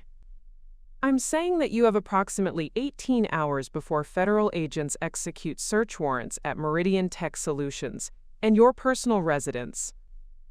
I'm saying that you have that long to decide whether you want to spend the next decade in federal prison or whether you want to cooperate with the investigation in exchange for a reduced sentence. 18 hours? 18 hours. Because even though you destroyed my life for entertainment, even though you turned my trust into a weapon against me, even though you spent years systematically undermining everything I tried to build, you're still my sister. And I still remember what it felt like to love you before I understood who you really were. The silence that followed was the sound of everything Penelope had built crashing down around her. Her career, her criminal enterprise, her sense of superiority and control. All of it was ending, and she knew it. Val, she said finally, her voice broken, I'm sorry. For everything. I know that doesn't matter now, but I need you to know that I'm sorry. I know you are, Penelope. I'm sorry too. Sorry for what? Sorry that it took something this extreme to make you understand what you've been doing to people. Sorry that you chose to become someone who could only learn empathy through consequences. And sorry that you're about to discover what it feels like when someone uses your own methods against you. I hung up the phone and sat in my apartment for a long time, feeling something that wasn't quite satisfaction and wasn't quite sadness, it was closure. After years of being manipulated, gaslit, and systematically destroyed by someone who was supposed to love me, I had finally turned the tables completely. The victim had become the prosecutor. The target had become the hunter. And the person who had taught me that information was power was about to learn what happened when that power was wielded by someone who had nothing left to lose. The 18 hours that followed my phone call with Penelope were the longest and most surreal of my life. I spent them alternating between periods of anxious energy and strange calm, knowing that everything I had worked toward was about to culminate in a way that would either vindicate everything I had suffered or expose me as someone who had overreached in pursuit of revenge. Jasmine called me at 6 a.m. the next morning, her voice tight with controlled excitement. "It's happening," she said. "FBI agents just arrived at Blackstone to coordinate the operation. They want to brief us on the arrests before they execute the warrants." I arrived at Blackstone Financial an hour later to find the executive conference room transformed into a federal command center. Special Agent Rebecca Thorne, the lead investigator on the case, was a woman in her early 40s with prematurely gray hair and the kind of sharp focus that made it clear she had been tracking corporate crimes for most of her career. "Ms. Rodriguez," she said as I entered the room, "I want you to know that your cooperation in this investigation has been extraordinary. The evidence you and Ms. Chen collected during the Meridian Tech operation is some of the most comprehensive documentation of corporate espionage we've seen in the past decade." She gestured to a wall covered with printed screenshots, surveillance photos, and organizational charts that mapped out the criminal network Penelope was part of. The scope was staggering. "What we've discovered goes far beyond what you initially suspected," Agent Thorne continued. "Meridian Tech Solutions was the operational front for a criminal enterprise that has been stealing corporate secrets and running blackmail operations against Fortune 500 executives for at least 3 years. Conservative estimates suggest they've generated over $40 million in illegal revenue during that time." She pointed to a chart showing the interconnected relationships between various companies and individuals. "Your sister wasn't just an employee of this operation. She was one of its primary architects. The psychological manipulation techniques she used against you were apparently beta tested on you before being refined and applied to corporate targets." That revelation hit me like a physical blow. My personal suffering hadn't just been collateral damage in Penelope's pursuit of money and power, it had been research and development for her criminal methodology. "The good news," Agent Thorne said, "is that her overconfidence led to systematic documentation of criminal activities that will make prosecutions straightforward. The bad news is that we've identified at least 17 other corporate victims, and the personal damage to individual executives who were blackmailed has been extensive." Jasmine leaned forward. "What about the arrests? Are they happening simultaneously?" "We're executing coordinated search warrants at Meridian Tech Solutions, Penelope Morrison's residence, and 4 other locations associated with the criminal network at exactly 8:30 a.m. Based on the intelligence you provided, we expect to arrest 12 individuals, including several executives at companies that were purchasing stolen information." Agent Thorne looked directly at me. "Your sister attempted to contact our field office yesterday evening. She wants to negotiate a cooperation agreement in exchange for testimony against the other members of the network." I felt something twist in my stomach. Even facing federal prosecution, Penelope was still trying to manipulate the situation to her advantage. "What did you tell her?" "We told her that cooperation agreements are determined after arrests, not before. She doesn't get to control the terms of her prosecution just because she's afraid of the consequences. At exactly 8:30 a.m., Agent Thorne received a call confirming that all warrants had been executed successfully. 12 individuals had been arrested, including Penelope, and preliminary searches had recovered extensive physical evidence, including servers containing stolen corporate data and detailed blackmail files on hundreds of executives. But the call that came an hour later was the one that revealed the full scope of what we had accomplished. Agent Thorne? It was one of the field agents calling from the Meridian Tech offices. You need to know that the evidence we're finding here is beyond what we anticipated. Morrison and her team kept detailed records of every operation, including video recordings of blackmail meetings and financial records showing payments from dozens of corporate clients. Agent Thorne put the call on speaker so Jasmine and I could hear. They documented everything? She asked. Everything.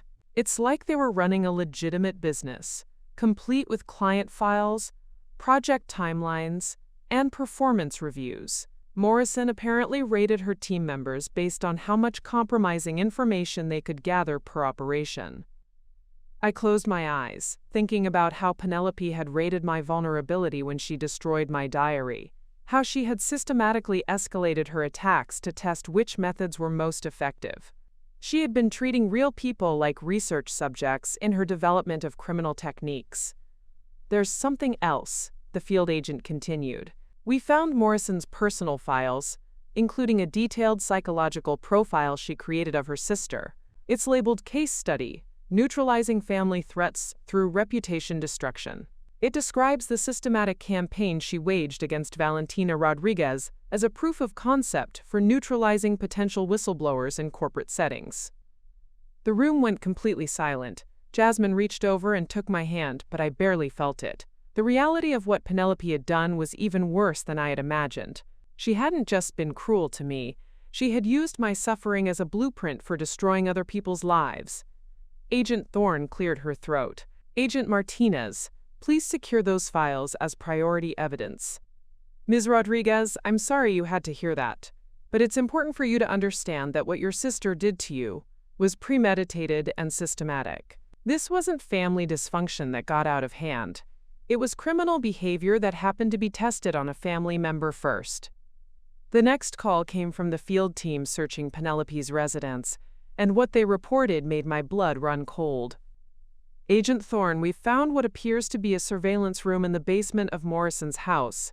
Multiple monitors, recording equipment, and files containing detailed personal information on dozens of individuals, including family members, former colleagues, and romantic partners.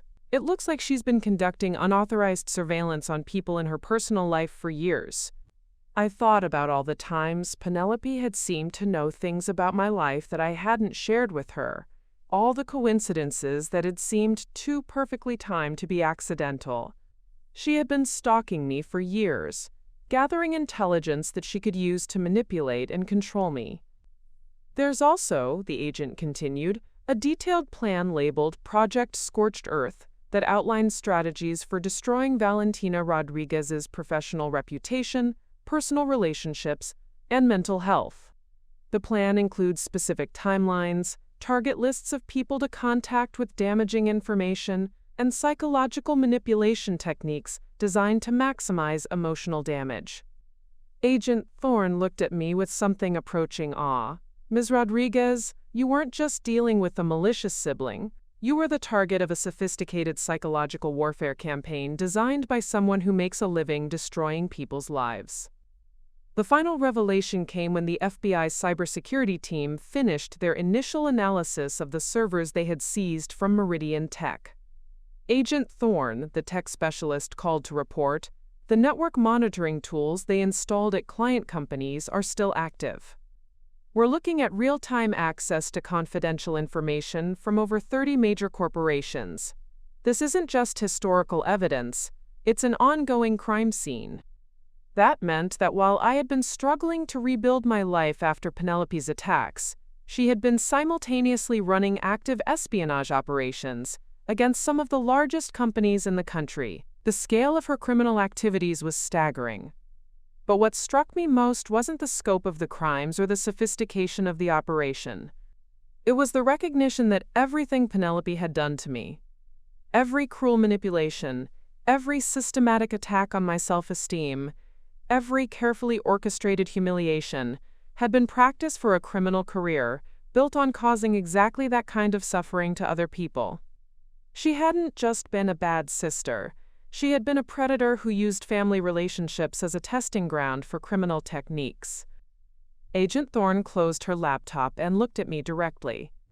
"Ms. Rodriguez, I want you to understand that without your decision to investigate your sister's activities, this criminal enterprise would have continued operating indefinitely. The evidence you and Ms. Chen collected didn't just expose corporate espionage, it probably prevented hundreds of other people from being victimized by these techniques." I nodded, but I wasn't thinking about the other victims or the larger criminal network. I was thinking about the girl I had grown up with, the sister I had loved and trusted, and trying to reconcile that person with the criminal mastermind who had been documenting my psychological destruction as a case study in reputation warfare. "What happens to her now?" I asked. "Given the scope of the evidence and the number of victims involved, your sister is looking at federal charges that could result in 20 to 30 years in prison. Her cooperation might reduce that somewhat, but not significantly." "And the other victims, the executives who were blackmailed, the companies that were infiltrated?" "They'll all be notified, and they'll have the opportunity to pursue civil damages in addition to the criminal prosecution. The financial recovery for victims could reach into the hundreds of millions of dollars." I sat in that conference room for a long time after the briefing ended, surrounded by evidence of my sister's criminal empire, trying to process the magnitude of what had been revealed. Everything I had suffered, every attack on my privacy and dignity, every systematic attempt to destroy my life, had been part of a larger pattern of criminal behavior that had victimized countless other people. But for the first time since this nightmare had begun, I felt something approaching peace. Not because I was happy about Penelope's fate, but because I finally understood that nothing she had done to me was my fault, and everything I had done to stop her was justified. The victim had become the prosecutor. The target had become the hunter.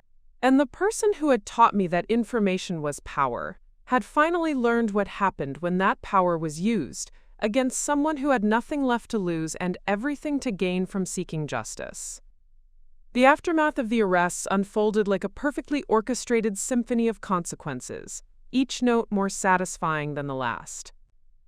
In the days following the federal raids, I watched from the sidelines as Penelope's carefully constructed world collapsed in spectacular fashion, piece by piece, exactly as she had once methodically destroyed mine. The first domino to fall was Meridian Tech Solutions itself. Within 48 hours of the arrests, the company's offices were sealed as a federal crime scene, their assets frozen, and their remaining employees terminated without notice. The business that Penelope had helped build through systematic corporate espionage simply ceased to exist, wiped from the commercial landscape as if it had never been legitimate in the first place. But the real satisfaction came from watching how quickly the corporate world turned against everyone who had been involved in the criminal enterprise. News of the arrests spread through business networks like wildfire, and companies that had worked with Meridian Tech began conducting urgent internal audits to determine what confidential information might have been compromised. Agent Thorne called me on Friday morning with news that made me smile for the first time in weeks. "Thought you'd want to know that we've received cooperation requests from 43 corporations in the past 3 days," she said. "Companies are coming forward voluntarily to report suspicious information leaks that they now realize were connected to Meridian Tech's operations." 43? And counting. Your sister's criminal network was apparently much larger than even we initially understood. We're now looking at potential victims in 17 states and 3 foreign countries. The media coverage began that weekend, and it was more extensive than I had dared to hope. The story had everything journalists loved: corporate espionage, family betrayal, sophisticated criminal operations, and dozens of Fortune 500 victims. But what made it particularly compelling was the human interest angle. The sister who had uncovered a massive criminal conspiracy while seeking justice for personal wrongs. CNN ran a feature story titled, "The Diary That Brought Down a Corporate Espionage Empire." The Wall Street Journal published an in-depth analysis of Meridian Tech's criminal methods under the headline, "How Trusted Consultants Became Corporate Criminals." Even Forbes ran a piece about me, describing my investigation as a masterclass in turning personal betrayal into corporate accountability. But the coverage that meant the most to me came from an unexpected source, the Northwestern University Alumni Magazine. They ran a feature story about my investigation that focused not on the criminal aspects, but on how I had used my marketing background and analytical skills to expose systematic fraud. The article positioned me as an example of how academic training could be applied to real-world problem-solving in innovative ways. Reading that article felt like reclaiming a part of my identity that Penelope had tried to destroy. I wasn't just the victim of a malicious sister anymore.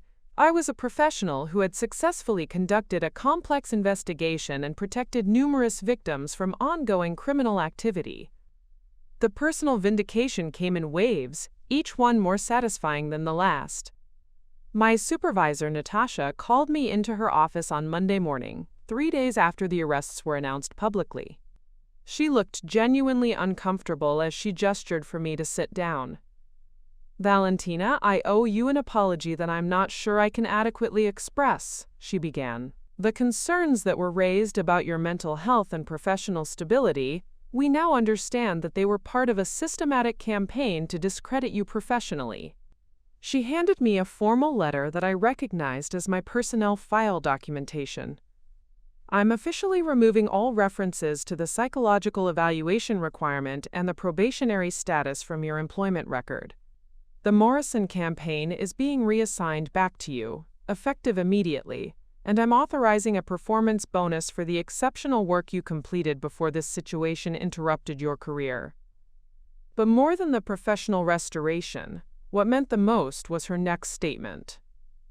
"I also want you to know that the way you handled this situation, conducting a professional investigation instead of simply responding emotionally to personal attacks, demonstrates exactly the kind of strategic thinking and analytical capability that we value most in senior marketing professionals." The Morrison campaign presentation, when I finally delivered it 3 weeks later than originally scheduled, was the best work of my career. Ironically, the skills I had developed while investigating Penelope's criminal activities, research analysis, evidence compilation, strategic thinking under pressure, had made me a much more sophisticated marketing professional than I had been before this nightmare began.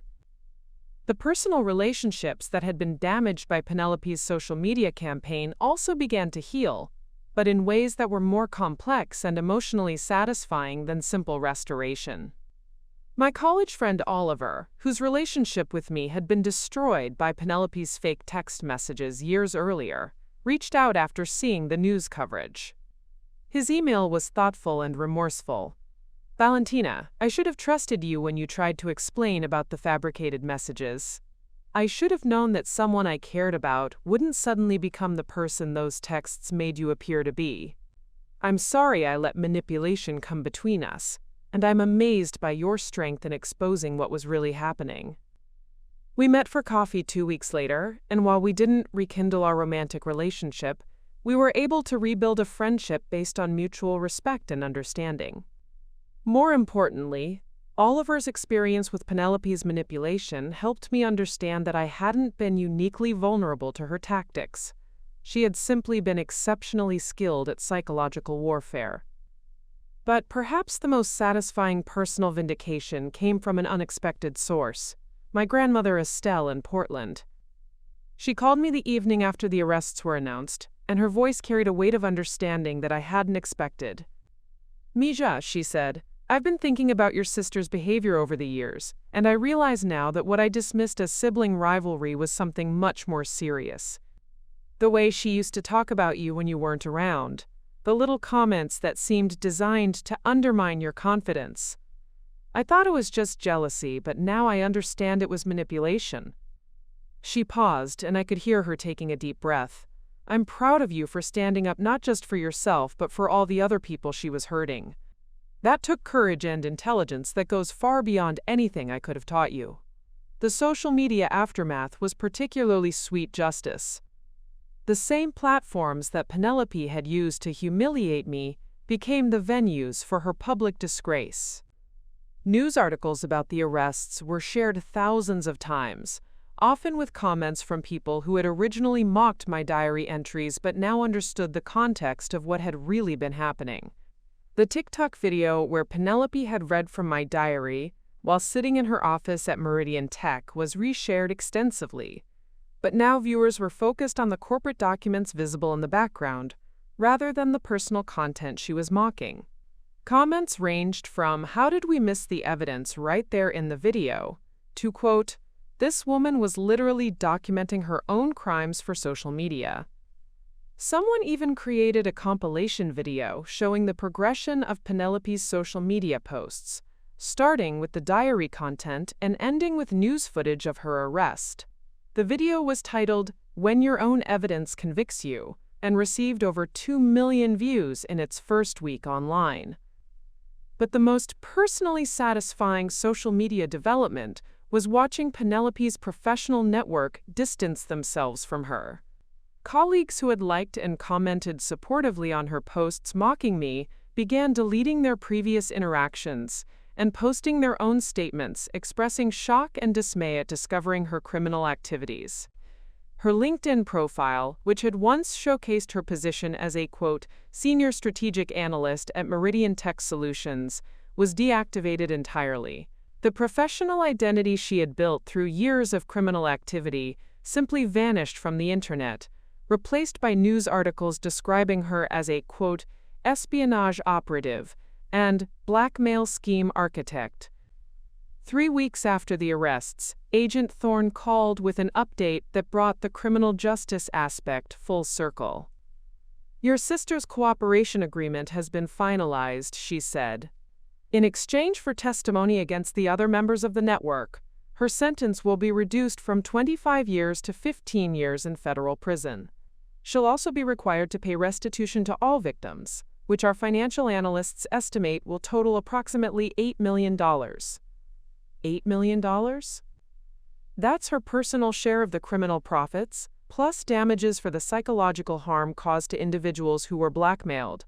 The total restitution for all defendants will be much higher." I absorbed that information quietly. 15 years in federal prison, $8 million in restitution. The complete destruction of her professional identity and personal reputation. It was more comprehensive justice than I had ever dared to hope for when this began. But the detail that provided the most closure wasn't about Penelope's punishment. It was about the protection of future victims. "Based on the evidence your investigation provided," Agent Thorne continued, "we've been able to identify and shut down similar criminal networks in 4 other cities. Conservative estimates suggest that your decision to investigate your sister's activities prevented approximately 500 additional individuals from being victimized by corporate blackmail schemes.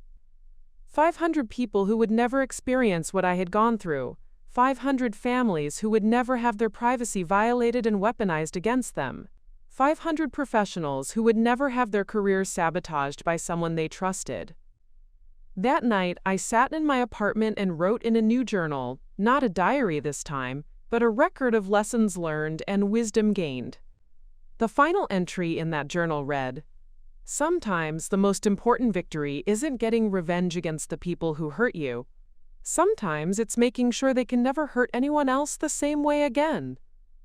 The victim had become the protector, the target had become the defender, and the person who had been taught that information could be weaponized had learned to use that same information as a shield for others who might have suffered the same fate. 2 years later, I'm standing in front of a packed auditorium at the International Corporate Security Conference in Chicago, looking out at an audience of compliance officers, cybersecurity professionals, and corporate executives who have come to hear me speak about identifying and investigating internal security threats. The transformation from victim to expert has been so complete that sometimes I barely recognize the person I used to be. The keynote presentation I'm delivering is based on the comprehensive security consulting business I've built since the Meridian Tech investigation concluded. Rodriguez Corporate Security Consulting has become one of the most respected firms in the industry, specializing in detecting and preventing the exact type of corporate espionage that nearly destroyed my life. My client list now includes 12 Fortune 500 companies, and the methods I developed during my investigation of Penelope have been refined into systematic protocols that other businesses use to protect themselves from insider threats. The personal betrayal that once seemed like the end of my professional world has become the foundation of a career more successful than anything I had imagined possible. But the real measure of my transformation isn't professional success. It's the peace I've found in understanding that everything I suffered had a purpose that extended far beyond my own experience.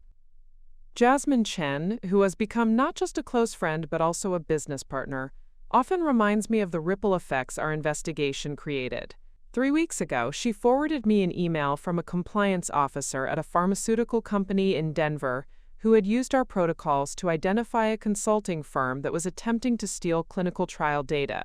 The investigation prevented the theft of research worth an estimated $50 million and protected the privacy of thousands of medical trial participants. Another one, Jasmine had written in her message. That's 17 major corporate espionage schemes that companies have been able to prevent using the methods you developed. 17 schemes.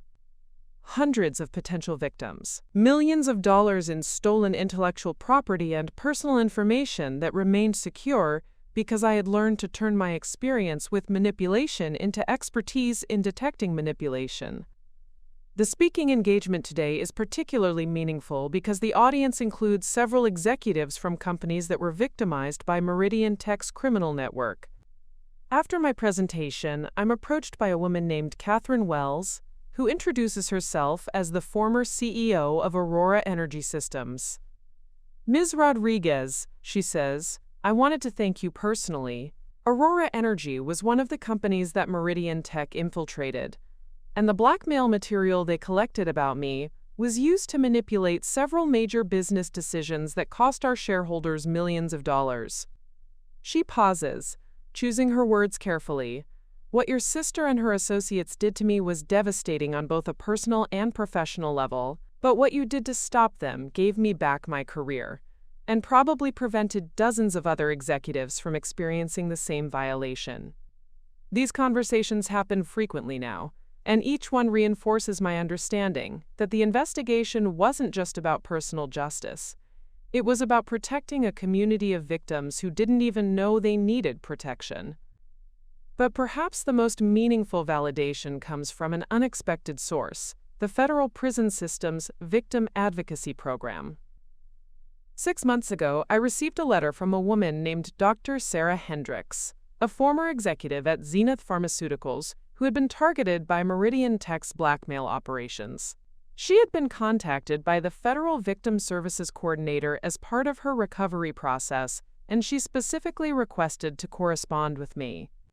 Dear Ms. Rodriguez, her letter began, I'm writing to you from a very different place than I was 2 years ago, when your investigation saved my career and possibly my life. I wanted you to know that the strength you showed in fighting back against your sister's manipulation inspired me to seek therapy for the psychological trauma of being blackmailed, and I've since become an advocate for other executives who have experienced similar violations.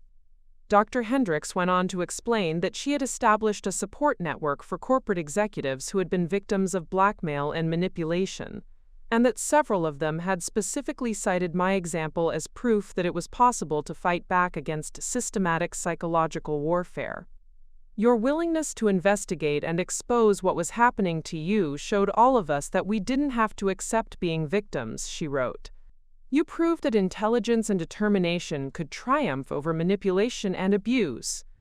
That letter sits framed in my office now, not as a trophy, but as a reminder that the most important victories are often the ones that create strength for other people who are facing similar battles.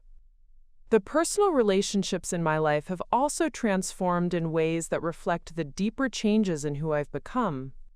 Oliver and I have maintained our friendship, but more importantly, we've both become advocates for recognizing and addressing psychological manipulation in professional settings. He now works with HR departments to develop training programs that help employees identify manipulation tactics and respond appropriately. My relationship with my grandmother Estelle has deepened into something approaching mentorship. She calls me every Sunday, and our conversations have become a source of wisdom that helps me process not just my own experiences, but the experiences of the clients and victims I work with. Mija, she told me last month, you've learned something that takes most people a lifetime to understand. You've learned that the people who hurt us often teach us exactly what we need to know to help other people. Your sister gave you a terrible gift, but you turned it into something beautiful. Even my relationship with my parents has evolved, though in more complex ways. They reached out after the arrests, initially trying to play the role of supportive family members. But over time, they've come to understand that their years of favoring Penelope and dismissing my concerns had contributed to the environment that allowed her criminal behavior to develop unchecked. We have regular family dinners now, but they're different from the obligations they used to be. They're conversations between adults who recognize that family loyalty must be balanced with accountability, and that love doesn't mean accepting harmful behavior. As for Penelope herself, I know that she's serving her 15-year sentence at a federal facility in Arizona. I know from Agent Thorne that she has continued cooperating with investigations into other corporate espionage networks, and that her testimony has led to additional arrests and convictions.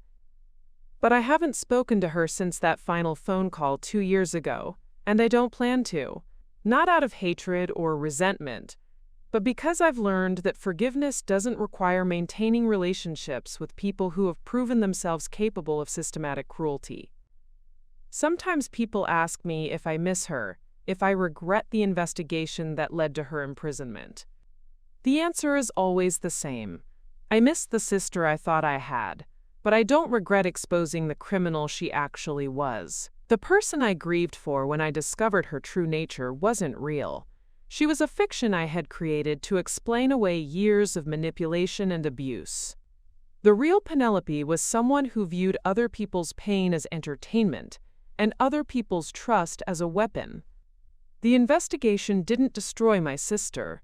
It revealed that the sister I had loved had never actually existed. But what did emerge from that destruction was something much more valuable than a relationship with someone who was incapable of genuine love. What emerged was an understanding of my own strength, my own intelligence, and my own capacity to protect others from the kind of harm I had experienced. Tonight, as I sit in my office reviewing client files and preparing for tomorrow's meetings, I'm not thinking about revenge or justice or even professional success. I'm thinking about the email I received this morning from a young marketing professional in Seattle who had discovered that her supervisor was stealing her work and sabotaging her career prospects. I saw your presentation online, she wrote, and I realized that I don't have to accept being treated this way. Can you help me document what's happening so I can protect myself and prevent it from happening to other people? I can help her. I can teach her what I learned about gathering evidence, about building alliances, about turning personal betrayal into professional expertise. I can show her that being targeted by someone's cruelty doesn't make you weak. It makes you uniquely qualified to protect other people from similar cruelty. My name is Valentina Rodriguez, and if you're watching this because someone in your family thinks your trust is a weapon they can use against you, remember this. The people who violate your deepest confidences often teach you exactly what you need to know to recognize and stop predatory behavior in others. Sometimes the most devastating betrayals become the foundation for the most meaningful victories. Sometimes the people who try to destroy us end up creating the very strengths we need to protect others from similar destruction. And sometimes the best revenge isn't getting even. It's becoming someone who makes sure that what happened to you never happens to anyone else. The victim became the protector, the target became the teacher, and the person who learned that information could be weaponized discovered that the same information could be used as a shield for others who needed protection. That's not just justice, that's transformation, and that's a victory that no one can ever take away. Up next, you've got two more standout stories right on your screen. If this one hit the mark, you won't want to pass these up. Just click and check them out.